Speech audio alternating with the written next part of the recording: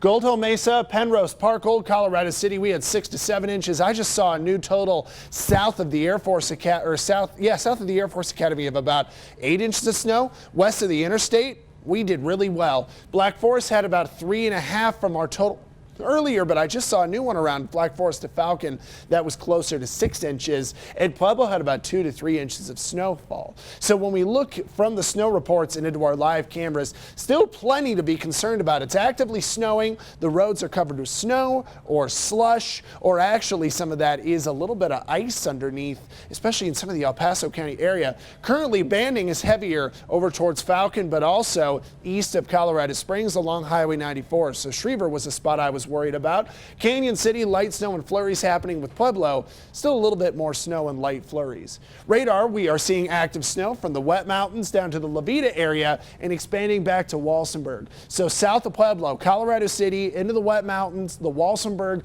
La Veta area, Cuchara, we want you to be careful. Not as much snow down to Trinidad and some good snow collection. Still happening at La Junta, but again, our cameras there didn't show conditions too bad on Highway 50. That could rapidly change since the roads are cooling. Temperatures out the door in the teens this morning in the north half of the Pikes Peak region in El Paso County. Springs Airport and Fort Carson are both in the 20s, a little bit lower than that. Down south, you go to Pueblo, we're 28, and we have some low 30s, just below freezing, La Junta and into Lamar. With road temperatures a lot better farther east, but we're just not really seeing much snow out past La Junta. For the interstate, where it's snowing, the snow is trying to stick.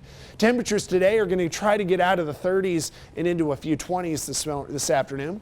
When we look at your extended forecast, I still got to clean a few things up here, but the idea is that we're actually going to be pretty warm tomorrow, cool down a little bit through the weekend with a flurry chance on Saturday, and then bounce things around to the 40s and then 50s out into the extended. Going into the Pueblo forecast, warmer tomorrow but windy, cooler over the weekend, and then awesome stuff next Tuesday and Wednesday. Canyon City, I think we're dry through the extended here after today. I'm kind of ignoring that flurry chance on Saturday.